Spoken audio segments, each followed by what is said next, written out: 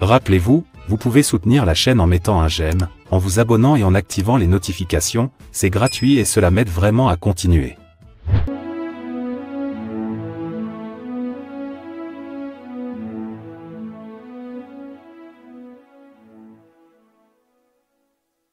Alors, nous allons dépasser la pensée pour atteindre un plus grand état d'éveil, de vigilance, de présence, en comparaison duquel la pensée est semblable au rêve, car ce dernier vous plonge dans la pensée, dans ce dialogue mental où vous n'êtes conscient de votre environnement que d'une façon périphérique.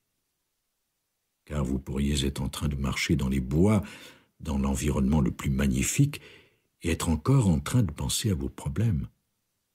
Et mes problèmes, et moi. Vous n'êtes pas présent. Si un événement vous donnait alors un petit choc, vous entreriez soudain, pendant un moment, dans un état de présence et de vigilance. Si vous étiez soudainement confronté à un ours, vous sortiriez de votre état de pensée, de vos problèmes, et vous verriez cet ours. Et cela, ce n'est pas un problème, mais une situation qui exige sans doute une certaine action. Vous vous éloignez ou vous faites du bruit, peu importe. C'est la caractéristique de cet état qui peut arriver accidentellement à certains humains dans certaines situations. Vous conduisez et soudain quelque chose tourne mal.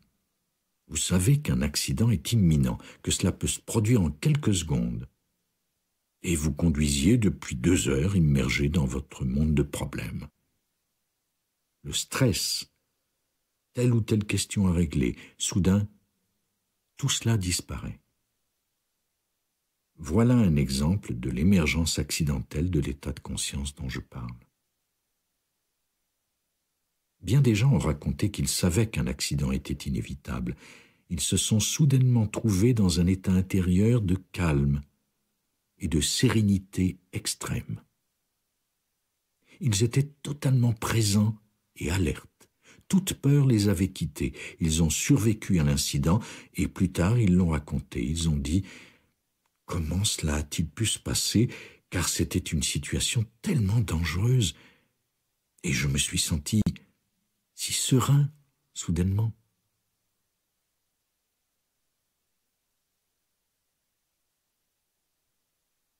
Alors, cet état de conscience peut parfois survenir de lui-même, habituellement d'une façon brève et accidentelle. Certaines personnes le recherchent à travers des activités dangereuses. C'est leur seule façon de se sentir libérés du fardeau de leur mental, le fardeau de la personnalité, du moi, le fardeau de ce moi problématique qu'ils prennent pour leur réalité. Car lorsqu'ils grimpent à flanc de montagne, ils ne peuvent plus penser. Ils doivent être présents, totalement alertes dans le présent. Mais lorsqu'ils descendent et retournent à leur voiture, ils retournent au monde des problèmes. Ils croient avoir besoin de cette activité pour se trouver dans cet état, mais ce n'est pas le cas. Vous pouvez choisir cet état dès maintenant.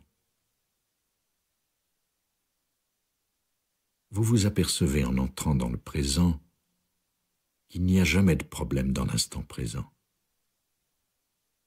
Il peut y avoir une situation à régler. Ce n'est jamais un problème. Avec tout ce qui arrive dans le présent, vous pouvez avoir besoin de passer à l'action. Vous devez faire ceci ou cela. Et vous le faites. Cela émerge de cet état de conscience, de cette présence. Chaque personne est engagée dans une situation de vie. Certaines situations de vie sont relativement confortables. D'autres peuvent être problématiques. Ce peut être un manque d'argent, des problèmes de santé, de relations, de travail, des problèmes de tout genre complètement fictifs créés par le mental. Et si telle ou telle chose arrivait, ou si je perdais ceci, ou si je n'obtenais pas cela, ou s'il ou elle me quittait, on affronte alors un autre niveau de problème, complètement fictif, à cause du bruit mental incessant. C'est un renversement radical du mode de vie normal. Chaque fois, vous trouvez vos problèmes insupportables, vous vous sentez dépassé par les événements, et vous vous éveillez le matin en disant « Oh non, pas une autre journée ». Aucun humain n'est destiné à vivre ainsi. S'éveiller le matin et dire « Je ne peux pas affronter une autre journée », cela ne se produit pas dans la nature. Quand le soleil se lève, la fleur s'ouvre parce qu'elle réagit au soleil, et aucune fleur ou aucun animal n'a jamais dit « Je ne peux pas affronter une autre journée ».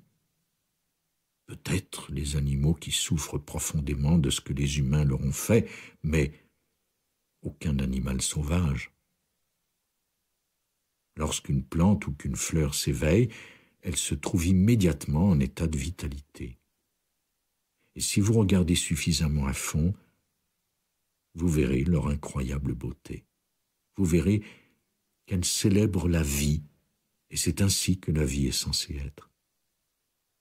Les humains sont censés célébrer la vie aussi d'une façon complètement différente. Ils constituent aussi des expressions de la conscience divine.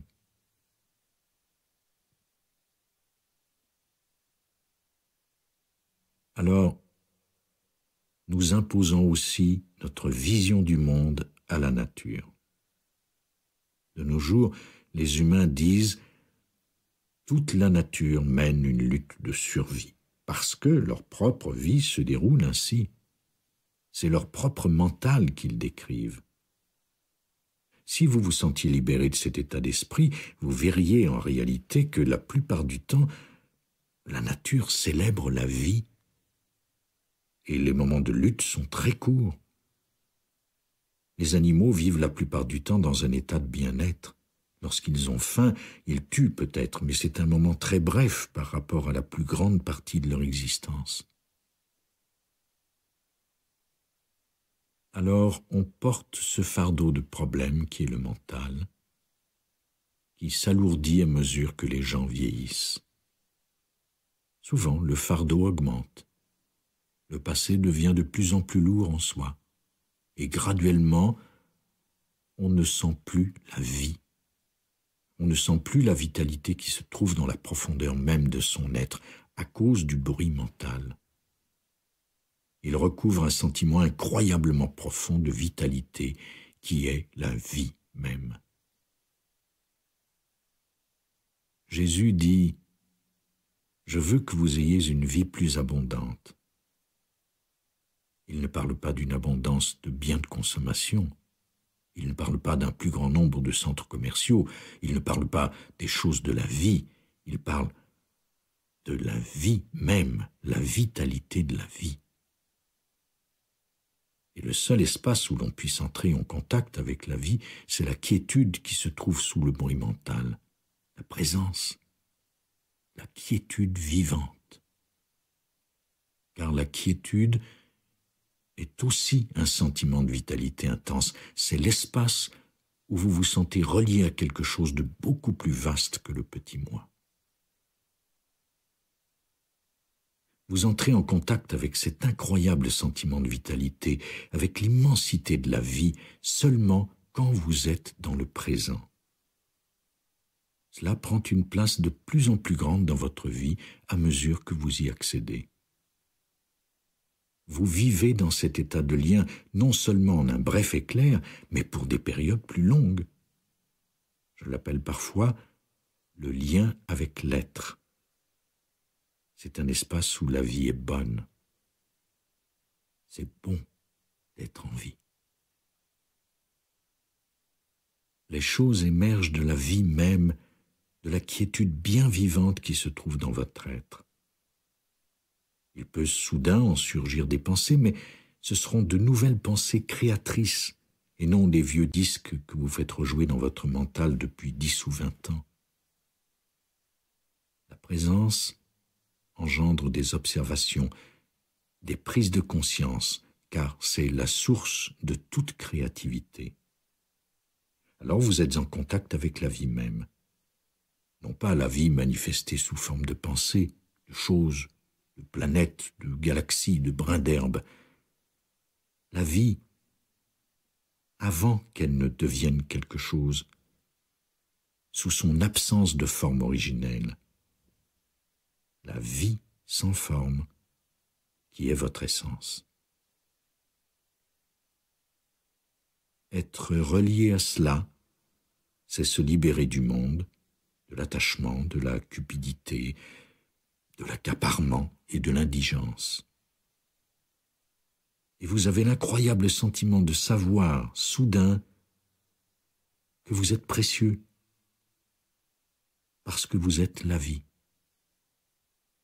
Peu importe que vous soyez une personne importante ou non sur le plan extérieur, c'est le monde qui vous dit que vous êtes important ou que vous n'avez pas réussi. Cela n'a rien à voir avec le fait de trouver en vous cet espace de libération dans lequel vous ne croyez plus ce que le monde vous dit, car après tout, le monde est fou. Et si vous croyez ce qu'il vous dit, vous croyez ce que vous dit un monde fou. Si vous doutez du fait que le monde est fou, prenez un manuel d'histoire et lisez-le. Il n'est peut-être pas à 100% fou, mais disons à 99. Alors, vous permettez à un monde fou de vous dire que vous êtes important et vous le croyez. Et quelques années plus tard, le même monde vous dit que vous n'êtes plus important. Vous avez perdu votre position et quelqu'un d'autre est devenu président du conseil. Et vous, qui preniez cela pour votre identité. Vous devez même retourner votre carte American Express platine. C'est pénible si vous aviez placé là votre sentiment d'identité. Mon Dieu, je ne suis à nouveau personne. Et moi qui croyais être quelqu'un, comment puis-je survivre sans carte platine? Et puis, lorsqu'on dira à quelqu'un d'autre « vous n'êtes pas bon car vous n'avez pas réussi », il le croira aussi. « Oh, j'ai échoué, la vie m'a traité injustement, j'ai raté ma vie, je n'ai jamais eu de chance. » Ou bien « j'ai eu de la chance, mais je n'en ai pas profité. » Ce monde fou vous dit à présent que vous n'êtes pas important ou que vous n'êtes personne. Voyez qui on trouve important dans le monde. Des acteurs, des chanteurs, des politiciens, la plupart malheureux sous une façade de bonheur. Et ce sont les idoles du monde entier. Alors, votre sentiment d'identité ne vous vient plus de cela. Et c'est merveilleusement libérateur. L'opinion du monde n'a plus d'importance, car votre vitalité a tellement de profondeur que personne ne pourrait vous l'enlever. Vous n'avez pas besoin qu'un autre vous confirme l'incroyable valeur de votre vie. Vous n'avez plus besoin qu'on vous dise que vous êtes bien, car vous êtes en contact avec le grand bien de la vie même. Jusque-là, il vous était peut-être fort utile d'entretenir de petites affirmations qui vous disaient que vous êtes bien. Ensuite, lorsque vous êtes en contact avec le grand bien de la vie en vous-même, vous dépassez cela. Alors vous n'avez plus besoin de concepts mentaux de votre identité. Et c'est ce qu'entendait Jésus lorsqu'il disait « J'ai vaincu le monde ». Cela ne voulait pas dire qu'il avait des pouvoirs sur le monde. Alors cette profonde vitalité est en vous, à cet instant, mais vous devez vous ouvrir à elle. Pour y entrer, il existe une méthode fort utile. Elle consiste à sentir la vitalité de chaque cellule de votre corps à cet instant même. Chaque cellule vibre de vie dans tout votre être, et sentir cela, c'est se relier à l'être.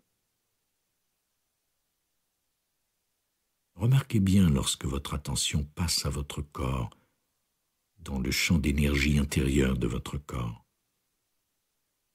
J'appelle cela le corps intérieur, mais vous pouvez aussi l'appeler le corps de joie, car il y a là une joie profonde et vivante.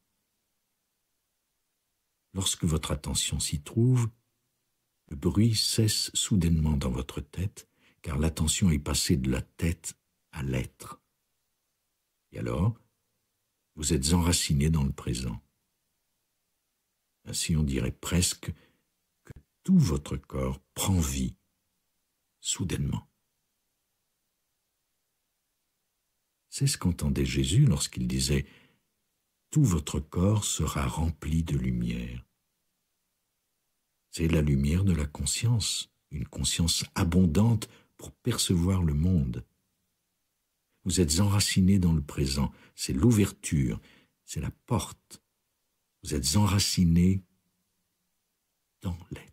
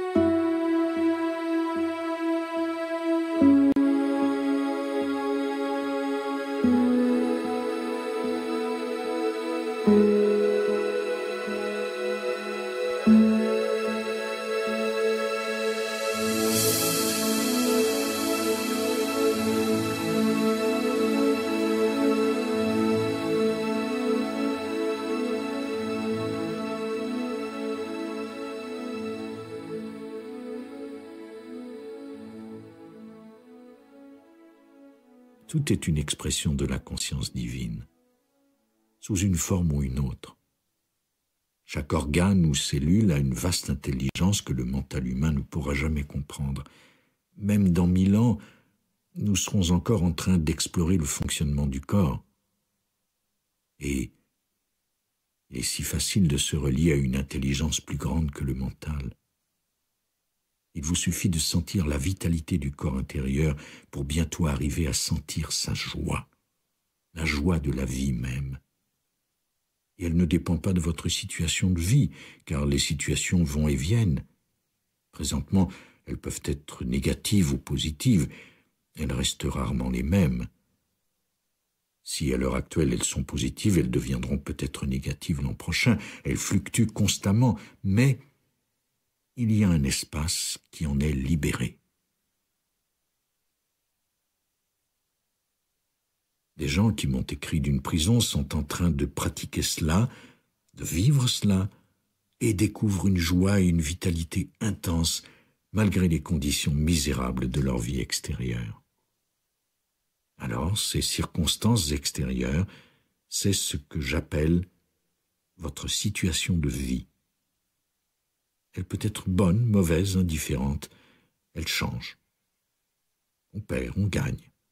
Les situations de vie sont en fluctuation constante, et même la personne qui a connu la plus grande réussite finit par connaître la vieillesse, la perte de la beauté, de la richesse ou de la mobilité. Sur le plan extérieur, rien n'est permanent. Le Bouddha a découvert cela. Tout est transitoire. Et pourtant, il existe un espace dans lequel vous êtes libéré de ces choses. Ces choses ne peuvent plus influencer la réalité de votre état d'être. Alors, vous vous libérez du monde. Et cela n'a aucune importance. Si vous êtes maintenant sans abri, vous vous dites peut-être « D'accord, je dois d'abord me trouver une maison, puis je vais pratiquer l'introspection et la conscience du présent. » Car il y a une peur qui est un conditionnement du mental et qui dit « Si j'entre profondément dans le présent maintenant, je serai coincé dans ce présent que je n'aime pas et dans lequel je me trouve. » Cette résistance est très subtile. « Je n'aime pas ma situation de vie, dit le mental. Alors, je n'entre pas dans le présent, car je ne veux pas être dans le présent. Je veux aller dans l'avenir. Et lorsque j'arriverai à l'avenir, c'est là que j'irai dans le présent. » Peut-être cette carte American Express platine me permettra-t-elle d'entrer dans le présent.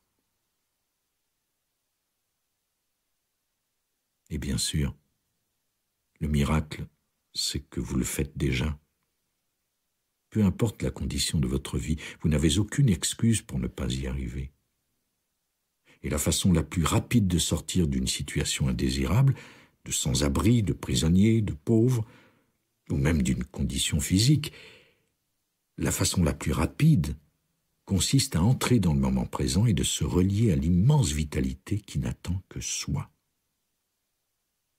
Votre pratique ne se limite pas à rester assis immobile dans votre chambre.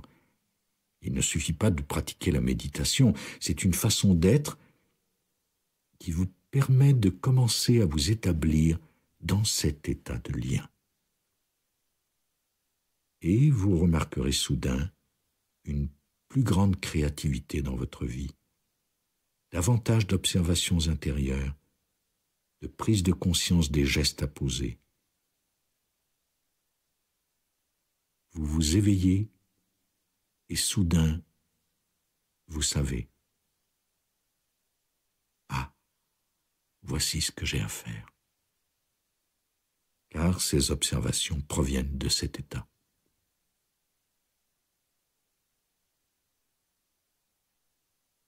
Alors la vie même commence à jaillir à travers vous. Et elle le fait beaucoup mieux que vous ne pourriez jamais le faire. Par vous, j'entends le petit moi fictif dans la tête. Mais en définitive, vous êtes la vie. Et alors, très rapidement, les situations de vie s'améliorent car vous apportez à chaque instant ce profond sentiment de vitalité qui provient d'une présence. Et vous pouvez honorer pleinement cet instant. Cela veut dire immédiatement qu'un sentiment de profonde affection circule dans ce que vous faites, dans toutes vos interactions. Lorsque vous êtes tout à fait présent, vous accordez votre attention tout entière à la tâche du moment.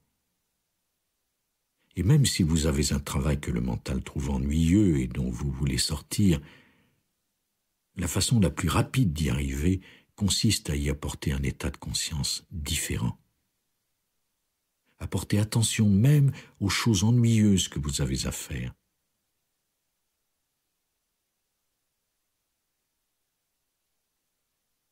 Au présent disparaît soudainement. Et la résistance au présent est un aspect essentiel du mental conditionné. C'est une lutte constante contre cet instant. Maintenant, je ne veux pas être ici, j'ai besoin d'être ailleurs.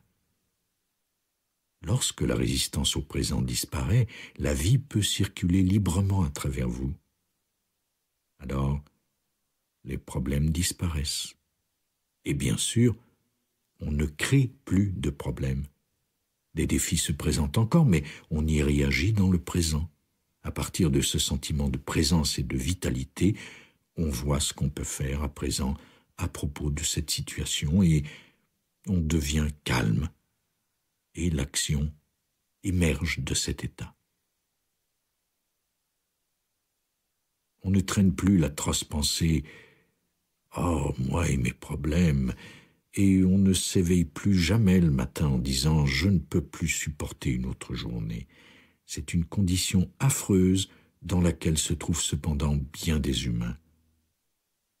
Alors, vous vous éveillerez en ouvrant les yeux et le mental ne commencera pas immédiatement à vous énumérer vos problèmes et à vous écraser sous un fardeau qui vous fait dire « Oh, je n'en peux plus ».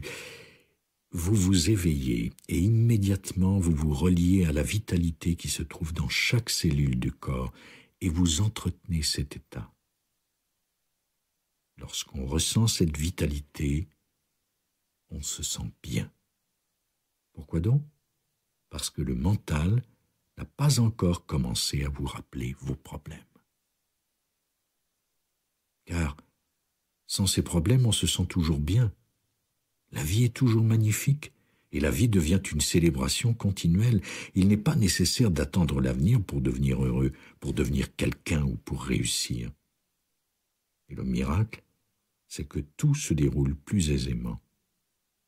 Vous avez même de plus grandes chances de réussir, comme si cela avait de l'importance, car tout ce que vous faites dans cet état, vous le faites avec soin, et même avec amour. Vous honorez le présent, vous honorez la vie même. Vous ouvrez vos bras à la vie, c'est de l'amour. C'est un profond sentiment d'affection que vous donnez à tout ce qui arrive dans le présent. Comment la vie peut-elle ne pas collaborer si c'est votre état d'être? Et comment la vie peut-elle collaborer si vous dites continuellement « Non, je ne veux pas être ici, je veux être ailleurs, je veux être quelqu'un d'autre ». Alors on est fermé, on résiste au présent, on nie le présent, on fuit le présent. Tout mais pas ça, dit le mental. Et alors le changement se produit. Si vous honorez la vie peut vous aider. Elle tente de le faire depuis des années. Elle ne peut tout simplement pas passer. Le soleil essaie de briller, vous n'avez ni la taille ni le pouvoir nécessaire pour faire obstacle à la vie. Vous n'êtes pas séparé de la vie. Si vous gardez les stores fermés dans une pièce, le soleil n'entrera tout simplement pas. Si vous gardez les stores fermés, le soleil ne s'en fait pas, mais il aimerait vraiment entrer.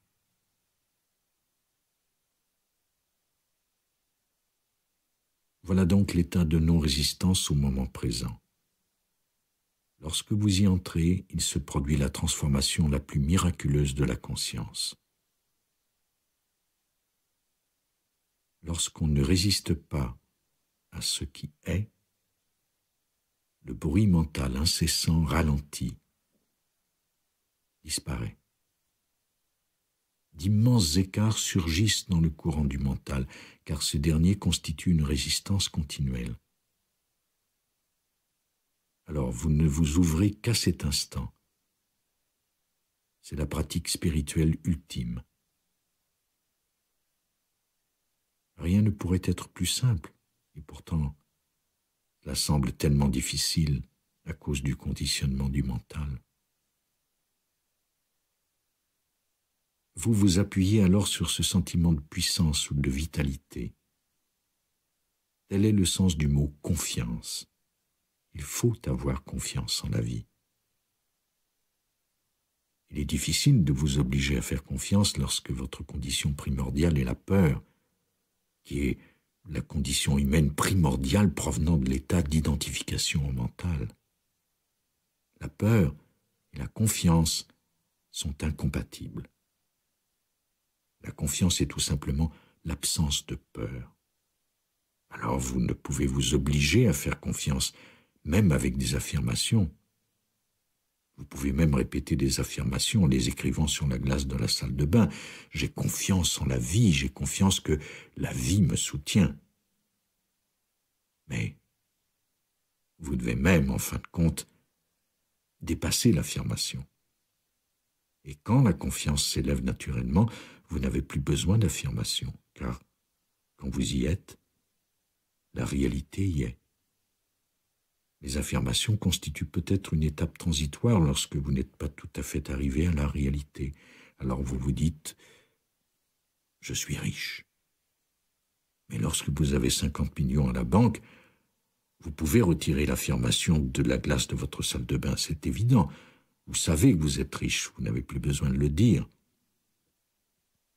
Bill Gates ne place pas cette affirmation sur la glace de sa salle de bain, ce n'est que la richesse extérieure. Cela ne va pas le sauver. Même avec autant, il ne peut acheter la paix. Ce n'est qu'un exemple qui montre que, lorsque la réalité est évidente et présente, vous n'avez plus besoin d'un panneau indicateur, car chaque affirmation est une sorte de panneau indicateur. Il pointe dans la bonne direction. Mais vient un moment où le panneau indicateur n'est plus nécessaire, car vous êtes arrivé à destination. La confiance, c'est lorsque vous sentez que vous êtes entré dans le corps intérieur, puis vous percevez une sensation subtile, et ensuite vous sentez de plus en plus intensément le pouvoir, la vitalité, la quiétude et l'incroyable énergie qu'il y a derrière cela. Et alors vous savez que, sur le plan le plus fondamental, je suis cela. Je ne suis pas le petit moi dans la tête. Et cela vit et agit à travers vous. Ce pouvoir est là. Et lorsque vous savez que vous êtes cela, vient la confiance. Alors, soudain, la confiance est votre état naturel. Vous ne cherchez plus cet état. Le concept de confiance disparaît car il est tellement naturel que vous n'avez plus de mots pour le désigner.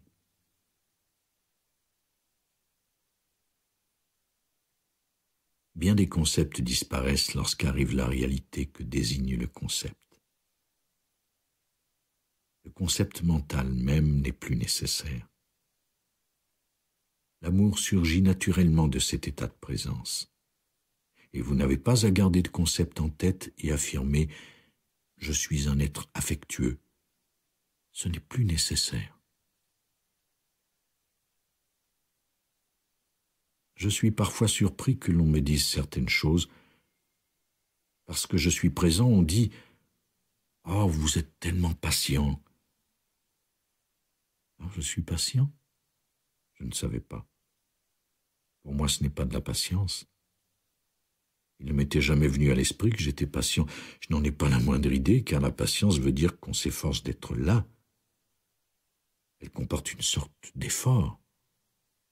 Mais dans la patience véritable, on ne sait même pas qu'on est patient.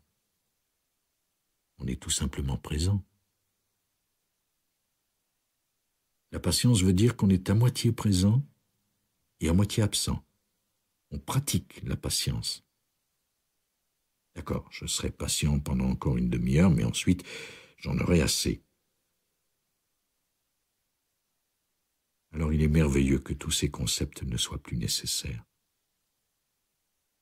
Ils peuvent l'être à un certain stade, celui de l'affirmation sur la glace de la salle de bain.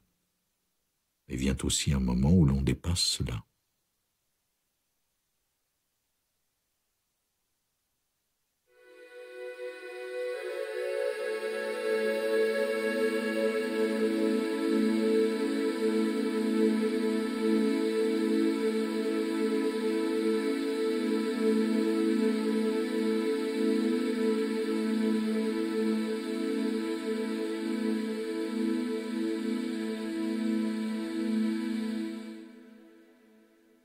D'une certaine façon, tous les enseignements sont des panneaux indicateurs.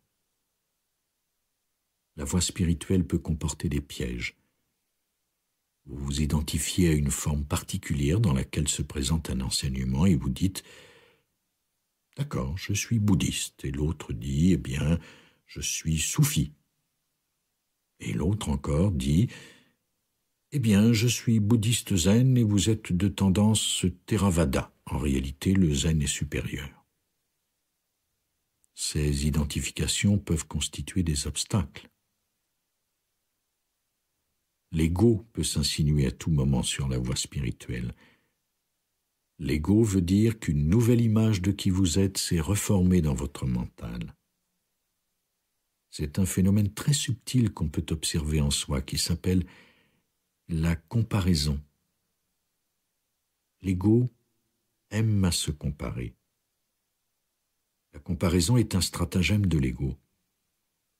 Alors l'ego se compare subtilement à d'autres, et chaque fois, l'ego a un sentiment d'infériorité ou de supériorité. Il se manifeste contre d'autres. Je ne suis peut-être pas aussi bien que cette personne, ou aussi savant, ou aussi spirituel que tel autre. Voilà l'ego. Ou lorsqu'on se dit « je suis plus spirituel que cette personne, je pratique depuis plus longtemps », ou « ma tradition est meilleure que celle de cette personne », alors c'est l'ego supérieur qui intervient. L'ego s'adonne à ce jeu même pour avoir une image de vous-même en tant qu'être spirituel. Le fait d'essayer de vivre selon une image mentale, d'essayer d'être spirituel, de se considéré comme un être spirituel est un autre piège de l'ego. Alors on devient plus inconscient à certains égards. Et malgré votre pratique de la méditation, si vous avez de vous-même l'image d'un être spirituel, vous devez nier beaucoup de choses qui surviennent en vous. Si vous les regardiez ouvertement, ils vous diraient « Oh non, tu n'es pas si spirituel ». Vous devez les repousser. S'il survient de la colère, par exemple, et si cela ne convient plus à votre image de vous-même, vous la repoussez. Et alors, elle continue d'accumuler de l'énergie comme dans une bouilloire. C'est une bouilloire sur laquelle vous avez mis le couvercle et la vapeur s'accumule et alors soudain, vous éclatez. Vous êtes déprimé. Dans le christianisme, on a souvent tenté de vivre selon l'image qu'on se fait d'un bon chrétien. On fait beaucoup d'efforts, et dans ce cas, tout ce qui ne convient pas à cette image doit être repoussé. Mais on ne peut pas le repousser à jamais. À un certain point, l'inconscience émerge à nouveau et vous noie dans la rage, l'anxiété, la dépression, les sautes d'humeur. Une humeur sombre surgit soudain. Ainsi, la présence consiste à vivre libéré d'images de soi, car elles viennent du mental. Elles proviennent d'un conditionnement. Vivez libéré d'une image qui vous dit qui vous êtes, car vous n'en avez pas besoin. C'est pourquoi j'ai dit, apprenez par l'observation des animaux. Ces derniers n'ont pas d'image de soi, ils sont naturels, spontanés. La vie se déroule à travers eux. Bien sûr, ils ont leurs limites dans cette forme particulière, et pourtant ils sont plus profondément reliés à la source que les humains dans leur état normal. C'est pourquoi il est si utile d'observer un animal. Il ne vit pas selon son image de soi. Il est lui-même. C'est son état naturel. Et c'est à cela que nous retournons. En Inde, on utilise parfois cette expression « l'état naturel que les humains ont perdu il y a longtemps ». Il est merveilleux d'y retourner. Alors, observez tout simplement lorsqu'une nouvelle image de soi se forme ou qu'une vieille image de soi revient. Prenez conscience des comparaisons, de la comparaison en tant que stratagème de l'ego. Subtilement, on se trouve mieux ou pas aussi bien qu'un autre. Voilà l'ego. Mieux ou pas aussi bien. Être sur la défensive est un autre indice que vous vivez selon l'image que vous avez de vous-même. Vous êtes sur la défensive lorsque quelqu'un met en question vos croyances ou ce que vous avez affirmé, doute de telle ou telle chose que vous associez à l'image que vous avez de vous-même. Vous êtes toujours en train de défendre une image. Votre nature véritable n'a pas besoin d'être défendue. Votre nature véritable est si forte qu'elle ne peut subir d'attaque. Elle dépasse tout ce qui pourrait être jugé ou attaqué. Lorsque vous observez, vous n'êtes plus pris au piège de ce mouvement inconscient. L'inconditionné surgit lorsque vous observez qu'une image a surgi dans votre mental et que vous vous y êtes identifié. Vous en prenez soudainement conscience. Vous observez que vous êtes sur la défensive à propos d'une position que vous avez prise. Vous vous êtes identifié à une position qui veut dire qu'une image de vous s'est formée dans votre mental et qu'il faut la défendre. Chaque fois que vous êtes sur la défensive, sachez que vous vous êtes identifié à une illusion. Mais cette conscience est extérieure à l'illusion. Dès que vous prenez conscience de votre identification à une illusion, cette conscience n'est pas l'illusion. Vous avez reconnu l'illusion et dans cette conscience, vous en êtes libéré. Alors, plus vous découvrirez d'illusions semblables en vous, mieux ce sera, car chaque fois vous découvrez un vieux schéma mental, une image de vous-même, une réaction défensive de la cupidité, de l'attachement. Dès que vous devenez conscient des schémas, la conscience ou la connaissance n'en fait pas partie. Plus vous découvrez ce qui est inconscient en vous, mieux c'est. Cela ne veut pas dire que vous avez échoué. Cela agit par la découverte, la reconnaissance. Reconnaître qu'une illusion est une illusion n'est pas une illusion. Vous l'avez reconnue. La reconnaissance ne fait pas partie du mental conditionné. La reconnaissance, c'est l'inconditionné. Elle voit, elle se contente de voir. C'est merveilleux. Vous pouvez accueillir tout ce qui monte en vous. Vous n'avez pas à nier quoi que ce soit. Vous n'avez pas à nier ce que vous devriez nier si vous viviez selon une image de vous-même, car tout ce qui ne conviendrait pas à cette image serait nié. Vous accueillez tout ce qui monte, les schémas émotionnels, les schémas mentaux, et ensuite vous les reconnaissez à mesure qu'ils surviennent. Le fait d'accueillir implique une conscience, et celle-ci ne fait pas partie du mental conditionné. Quand je dis « laisser monter », cela implique une présence qui observe le schéma à mesure qu'il se déroule, soit dans votre tête ou à l'extérieur en tant que schéma de comportement lorsque vous parlez à quelqu'un. Contentez-vous d'observer. Plus vous voyez, plus la conscience grandit. Plus vous découvrez des schémas inconscients en vous-même, plus la conscience grandit. Alors, il ne vous vient plus à l'esprit de dire « Oh, je ne devrais pas me sentir ainsi, je ne devrais pas avoir cette pensée, je ne devrais pas... » Cela n'arrive plus. Le fait de laisser monter les états intérieurs constitue une pratique merveilleusement libératrice. Vous savez alors qu'aucun état intérieur n'est vraiment vous.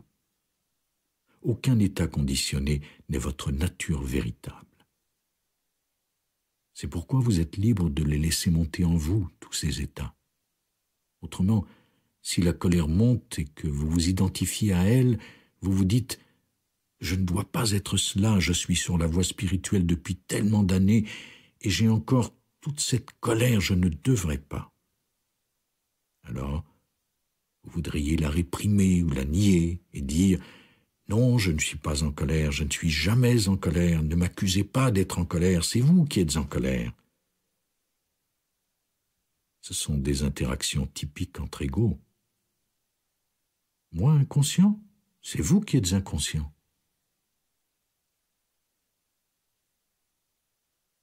Et observez à quel point la nature de l'attitude défensive est mécanique. Elle se déclenche presque comme une horloge, quasi automatiquement. Quelqu'un pousse le bouton et la réaction survient. Les gens qui vous connaissent au bout d'un certain temps n'ont qu'à pousser le bouton s'ils veulent obtenir une réaction, comme avec un robot.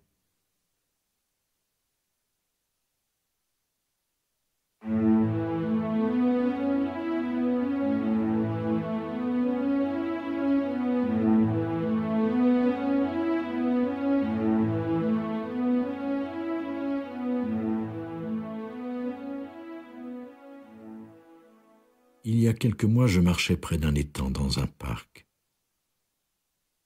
J'observe toujours autour de moi car on apprend tellement de choses en observant les gens. Les animaux, bien sûr, nous livrent un enseignement profond, mais on peut apprendre beaucoup de choses sur la dysfonction en observant les gens. Un homme âgé jetait des miettes de pain au canard et 2 adolescents sont arrivés à bicyclette. Ils portaient un badge d'un groupe d'écologistes bénévoles. Ils se sont adressés à l'homme en disant « Savez-vous qu'il est mauvais de nourrir les canards ? Les miettes de pain remplissent leur estomac et ne sont pas assez nourrissantes. » Il a dit « Ouais, je sais. et il a continué à nourrir les canards. Ils ont parlé un peu plus, et alors est survenue l'attitude défensive. Il a vraiment admis qu'il savait que c'était mauvais pour eux, mais que d'une façon cela lui faisait plaisir. C'est peut-être la seule interaction qu'il avait dans la vie, nourrir les canards. Alors le plaisir qu'il en tirait était plus grand que le fait de savoir que c'était vraiment nocif pour eux. Et il a dit « Bon, d'accord, je ne suis pas un idiot, personne ne va me dire quoi faire, je ne suis pas stupide. » La réaction de l'ego est mécanique. Il a commencé à parler avec colère et à se défendre. Cela n'était pas logique, car on ne peut défendre un comportement dont on vient de reconnaître qu'il est mauvais. Mais l'ego s'en fiche. C'était un mécanisme de défense automatique. Et il a parlé pendant plusieurs minutes, il était de plus en plus en colère et de plus en plus sur la défensive. Qu'est-ce qu'il défendait? Une position, une image mentale, son ego. Et finalement, les jeunes qui étaient peut-être présents, ou du moins semblaient être assez présents ou bien formés, dirent « Merci de nous avoir écoutés, au revoir ». Alors l'homme a continué à marcher et 50 mètres plus loin, je l'ai revu nourrir les canards.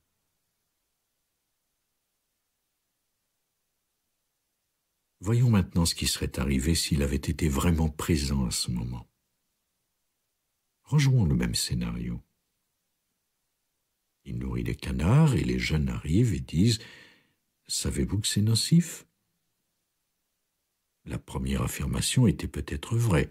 « Oui, je sais. » Et ensuite, il aurait dit « Oui, je sais, vous avez absolument raison, mais cela me fait tellement plaisir, je n'y peux rien, j'ai seulement envie de nourrir les canards. Mais vous avez raison, je vais m'arrêter. » Ou bien, je vais leur donner le reste de ce que j'ai, mais je sais que vous avez absolument raison. J'aime tellement les canards et ça me fait tellement plaisir de les nourrir. Alors ainsi, son pouvoir véritable s'élèverait là où l'ego aurait dit « Tu es en train d'être anéanti, c'est de la faiblesse, défends-toi ». Son pouvoir véritable aurait surgi s'il avait honnêtement exprimé cela sans avoir besoin de défendre une image. Aux yeux de l'ego, cela ressemble à de la vulnérabilité, mais cela n'en est pas. Voilà la force véritable. Toute la qualité de l'interaction aurait changé. Il aurait pu y avoir une communication véritable entre des humains, les jeunes et le vieil homme. Il aurait même pu y avoir de l'amour. Il aurait pu y avoir une merveilleuse rencontre, mais l'ego ne l'a pas permis. Il avait besoin de se défendre.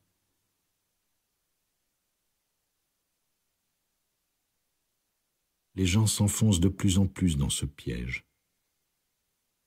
Ce n'est qu'un minuscule exemple. Imaginez quelqu'un qui passe toute sa vie ainsi, et c'est le cas de la plupart des gens. Peut-être vous reconnaissez-vous en partie, parfois plus qu'un peu dans votre vie.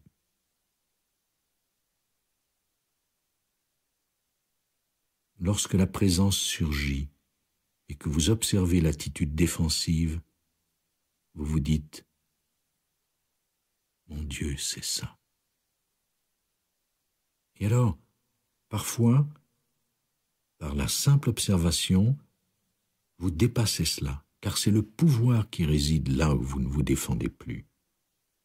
Il se produit alors un changement soudain. Et toujours le mental vous dira « Attention, défends-toi, protège-toi ».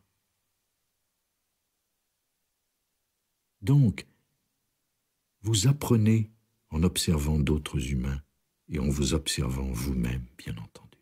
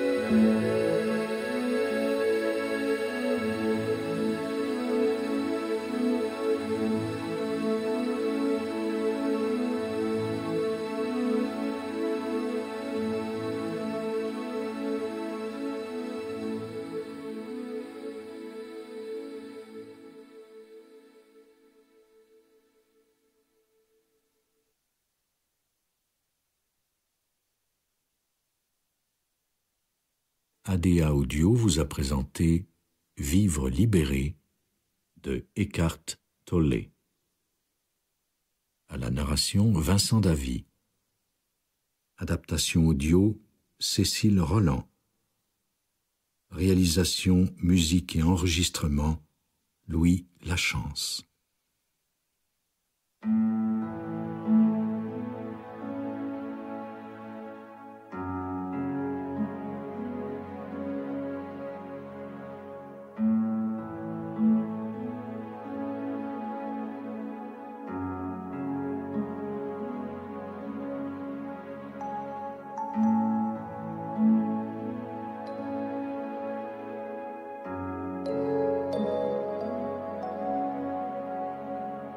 Thank you.